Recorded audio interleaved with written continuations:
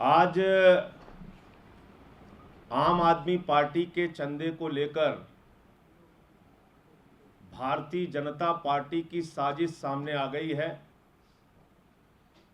कपिल मिश्रा के पूरे खेल के पीछे भारतीय जनता पार्टी की गहरी साजिश है, ये मैं पहले से कह रहा हूं। और आज के जो सवाल कपिल मिश्रा के उठाए गए, दरअसल ये सवाल भारतीय जनता पार्टी पिछले 2 वर्षों से लगातार उठाती आ रही है। आपको याद होगा, दिल्ली के विधानसभा चुनाव में प्रधानमंत्री जी ने कहा था काली रात का काला धन,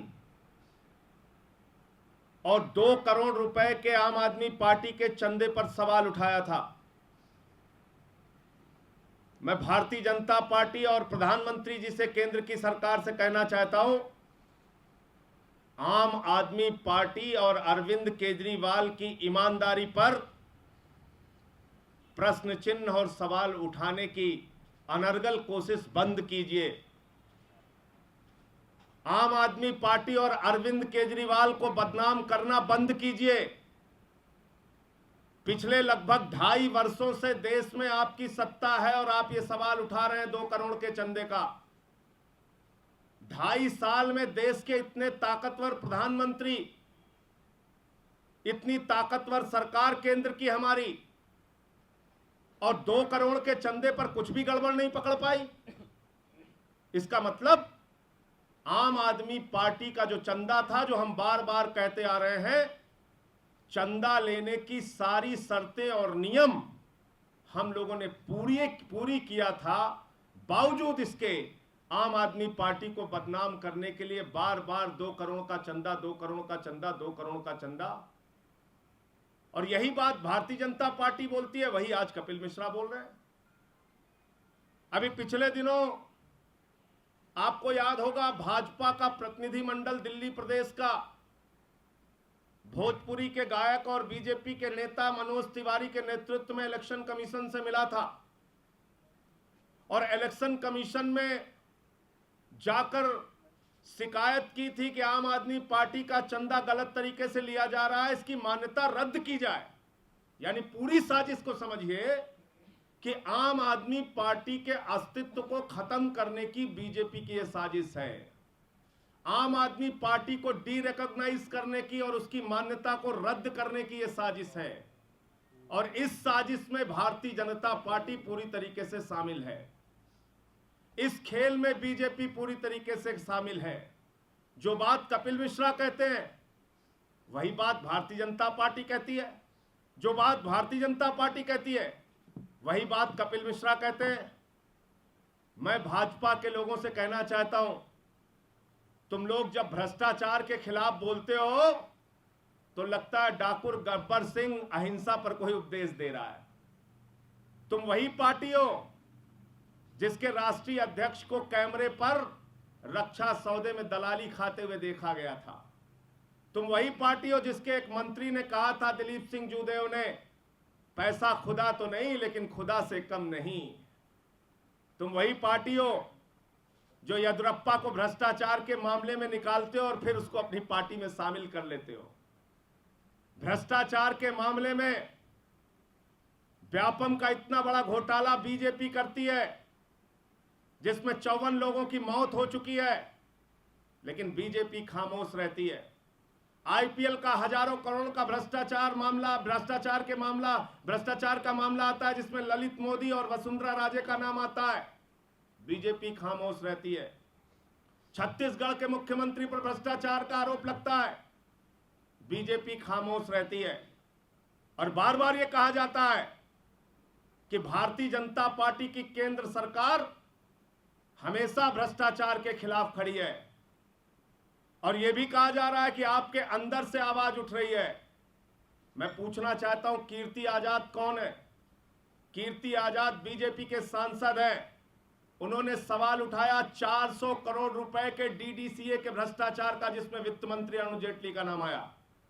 कोई बाहर का व्यक्ति पहले सवाल नहीं उठाया, पहले बीजेपी के सांसद कीर्ति आजाद ने सवाल उठाया और 400 करोड़ रुपए के भ्रष्टाचार का गंभीर आरोप लगने के बावजूद आज केंद्र में वित्त मंत्री के तौर पर अरुण जेटली जी उस पद को सुशोभित कर रहे हैं। उनके ऊपर आज तक कोई कार्रवाई नहीं हुई।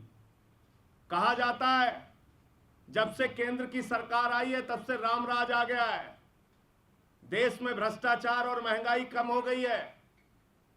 दाल के घोटाले का इतना बड़ा मामला आया, 39 रुपए से मोजाम्बिक से दाल आई, 200 रुपए किलो हिंदुस्तान में बिक रही है।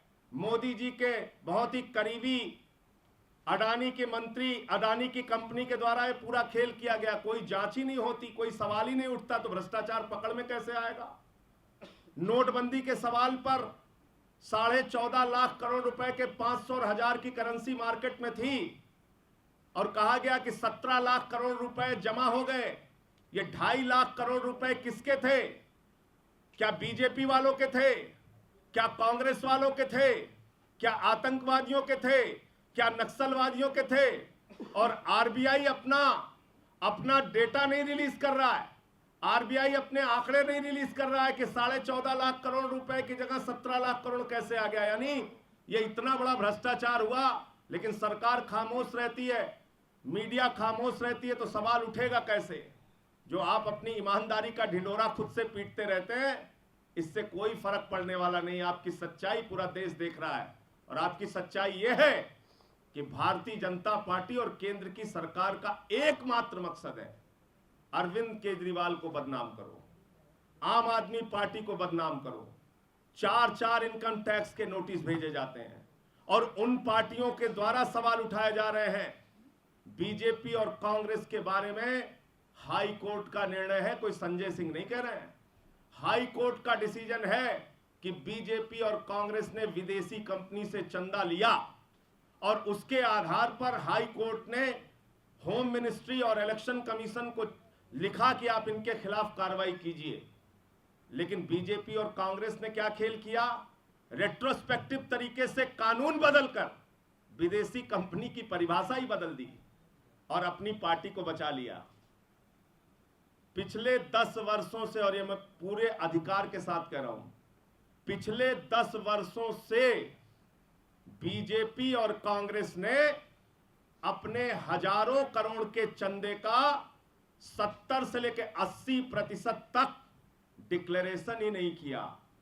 यह कहा कि यह 70 से 80% चंदा उनको अननोन सोर्सेस से मिलता है। कहां से मिलता है? अज्ञात सोर्स क्या है?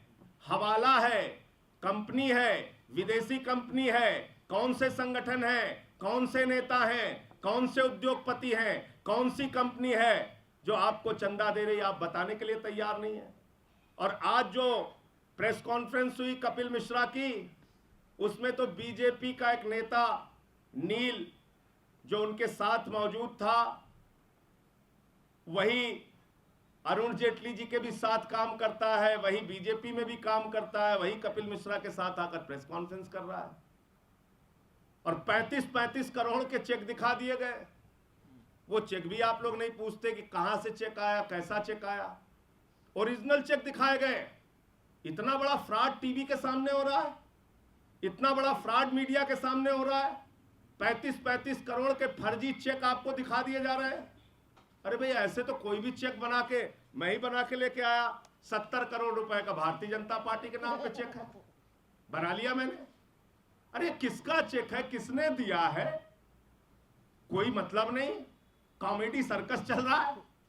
35-35 करोड़ के 2 चेक दिखा दिए गए।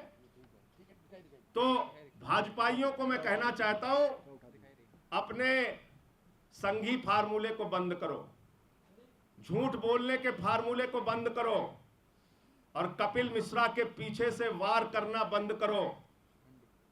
अगर आपको आम आदमी पार्टी से लड़ना है तो बीजेपी वालों सामने आकर लड़ो, पीछे से वार मत करो, पीछे से साजिश मत करो। आम आदमी पार्टी से लड़ो तो सामने सामने आकर लड़ो। तुमने अरविंद केजरीवाल को बहुत बदनाम कर लिया, उस शख्स को जिसकी ईमानदारी पर दुश्मन भी सवाल नहीं उठा सकता। राजनीतिक कारणों से चाहे जितना आप बदनाम करने की कोशिश कीजिए, लेकिन अरविंद केजरीवाल वो शख्स हैं जिसने अपने इनकम टैक्स कमिश्नर की नौकरी को इस देश के लिए लात मार के समाज के लिए काम करने का संकल्प लिया। अरविंद केजरीवाल वो शख्स हैं जिन्होंने मुख्यमंत्री की कुर्सी को लात मार के अपने सिद्धांतों और संकल्पों पर चलने का काम किया। अरविंद केजरीवाल की ईमानदारी पर, आम आदमी पार्टी की ईमानदारी पर प्रश्न चिन्ह लगाने और सवाल उठाने से आम आदमी पार्टी बदनाम और दागदार नहीं हो जाएगी। भाजपाइयों, मैं तुमको समझाना चाहता हूं। और सीईसी, देश के पूर्व मुख्य चुनाव आयुक्त कुरैशी साहब ने एक टीवी के इंटरव्यू में कहा था कि इस देश में सबसे पारदर्शी तरीके से अगर कोई पार्टी चंदा लेती है, ये मैंने नहीं कहा था, या आम आदमी पार्टी के किसी नेता ने नहीं कहा था, पूर्व मुख्य चुनाव आयुक्त कुरैशी साहब ने कहा था कि सबसे पारदर्शी और ईमानदार तरीके से अगर कोई पार्टी चंदा लेती है तो उस पार्टी का नाम है आम आदमी पार्टी। आम आदमी पार्टी ईमानदारी और सच्चाई में यकीन रखती है। आम आदमी पार्टी राजनीति में पारदर्शिता में यकीन रखती है। आम आदमी पार्टी पारदर्शी तरीके से चंदे लिए जाए इस बात में यकीन रखती है। झूठे आंकड़े, झूठे चेक, झूठी बातें करके आम आदमी पार्टी को बदनाम करने की बीजेपी के द्वारा जो कोशिश हो रही है, आम आदमी पार्टी के अस्तित्व को खत्म करने की और समाप्त करने की जो कोशिश हो रही है, अरविंद केजरीवाल को बदनाम करने की जो कोशिश हो रही है और जो आम आदमी पार्टी की मान्यता रद्द कराने की कोशिश हो रही है, हमारी मान्यता को समाप्त, हमारे दल को समाप्त करने की जो कोशिश हो रही है, हम इसकी कड़े शब्दों में निंदा करते हैं, आलोचना करते हैं और भाजपाइयों को और कांग्रेसियों को बाज आने की हिदायत देते हैं। भाजपाइयों, तुम जब भ्रष्टाचार के खिलाफ बोलते हो, कांग्रेसियों जब तुम भ्रष्टाचार के खिलाफ बोलते हो, तो ऐसा लगता है डाकू गब्बर सिंह अहिंसा पर उपदेश दे रहा है। तुमने इस देश के अंदर भ्रष्टाचार के कीर्तिमान स्थापित किए हैं। तुम्हारी पार्टी के नेताओं ने इतने बड़े बड़े भ्रष्टाचार लाखों हजारों करोड़ के किए हैं जिसको पूरा देश जानता है। इसलिए अरविंद केजरीवाल और आम आदमी पार्टी पर प्रश्न उठाने से पहले 100 बार जरा सोच लो, चिंतन कर लो, फिर बोलो। आज हमने प्रेस कॉन्फ्रेंस में देखा, उसमें कुछ बड़े बड़े शब्दों का प्रयोग करा गया। कहा गया ब्लैक मनी, हवाला, स्कैम, आधी रात को डकैती, चोरी, फर्जी कंपनियां, आपके पांव के नीचे से जमीन खिसक जाएगी, महाखुलासा, अरविंद केजरीवाल अब कभी मुख्यमंत्री पद की शपथ नहीं ले पाएंगे, वो बर्खास्त किए जाएंगे। पता नहीं क्या क्या बोला गया। मैं भी कॉलर पकड़ के ले जाया जाएगा, उनको जेल में बंद कराया जाएगा। मैं भी टीवी चलाकर बैठ गया। मैंने कहा जरा देखूं ऐसी क्या चीज होने वाली है, ऐसा क्या हो गया आम आदमी पार्टी के साथ। और जब देखा तो इतनी हंसी आई और दुख हुआ और दया आई उन भाई साहब पर जो इस प्रकार के आरोप लगा रहे थे और वो भाई साहब जो उनके साथ बैठे थे। मतलब ऐसी बेबुनियाद चीजें। पहले तो मैं आपको ये स्पष्ट कर दूं कि वही पुराने आरोप कि 2 करोड़ का चंदा आधी रात को आम आदमी पार्टी को मिला, वही जो प्रधानमंत्री जी ने आरोप लगाया, वही आरोप वो आज फिर प्रेस कॉन्फ्रेंस में लगा रहे हैं।